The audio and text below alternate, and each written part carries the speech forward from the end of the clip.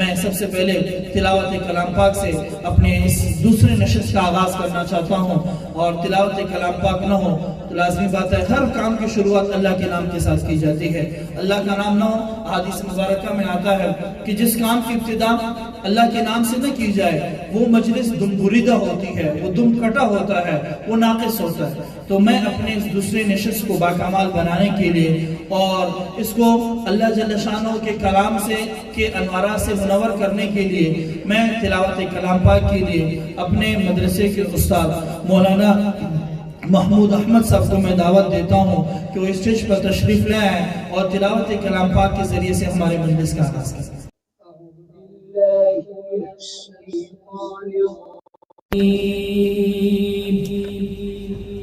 बिस्मिल्लाहिर्रहमानिर्रहीम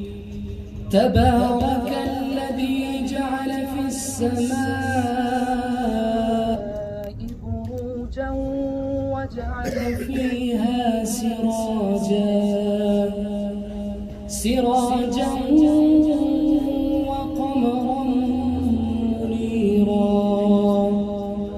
وهو الذي جعل الليل والنهار خلفة لمن أراد أن يذكر أو أراد شكورا وعباد الرحمن الذين يمشون على الأرض هونا وإذا خاطبهم الجاهلون قالوا سلاما والذين يبيتون لربهم سجدا وقياما والذين يقولون ربنا اصرف عنا عذاب جهنم إن عذابها كان غراما إنها ساءت مستقرا ومقاما والذين إذا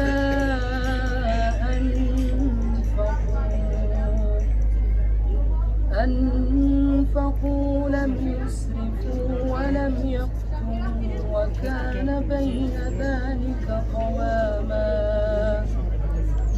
والذين لا يدعون مع الله إلها آخر ولا يقتلون النفس التي حرم الله إلا بالحق ولا يزنون ومن يفعل ذلك يلقى أثاما يضاعف له العذاب يوم القيامة ويخلد فيه مهانا وعباد الرحمن الذين يمشون على الأرض هونا وإذا خاطبهم الجاهلون قالوا سلاما والذين يبيتون لربهم سجدا وقياما والذين يقولون ربنا اصرف عنا عذاب جهنم إن عذابها كان غراما إنها ساءت مستقرا ومقاما والذين إذا أنفقوا لم يسرفوا ولم يقتروا وكان بين ذلك قواما والذين لا يدعون مع الله إلها آخر ولا يقتلون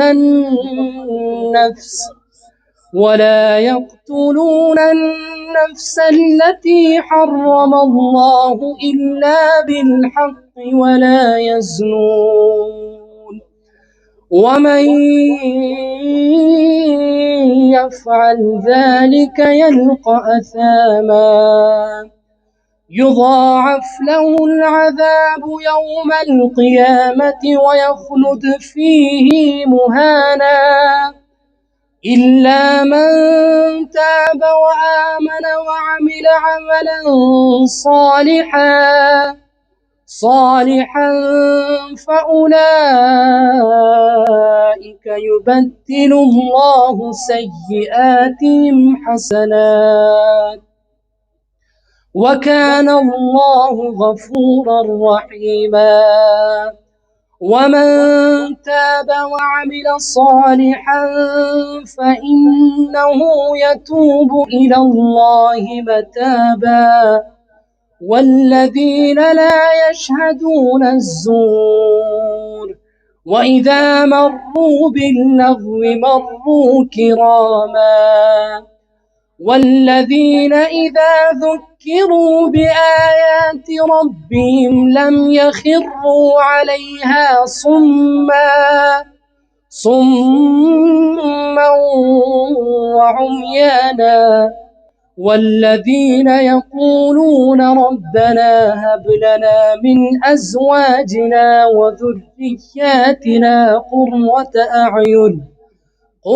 أعين وجعلنا للمتقين إماما أولئك يجزون الغرفة بما صبروا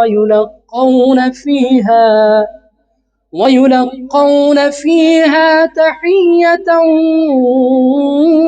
وسلاما قل ما يعبأ بكم ربي لولا دعاؤكم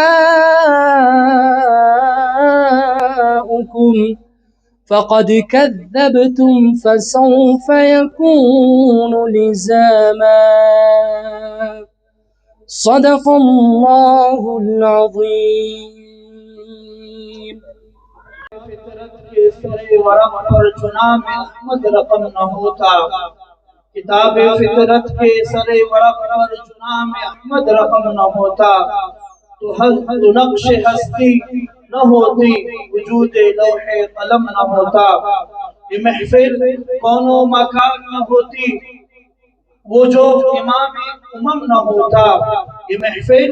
कौनो मकान न होती जो वो इमाम उमम न होते जमीन न होती फलक न होता अरब न होता अजब न होता। माशाअल्लाह बड़े प्यारे अंदाज में हदर कुरान फरमा रहे थे मदरसे के उस्ताद मौलाना महमूद अहमद साहब।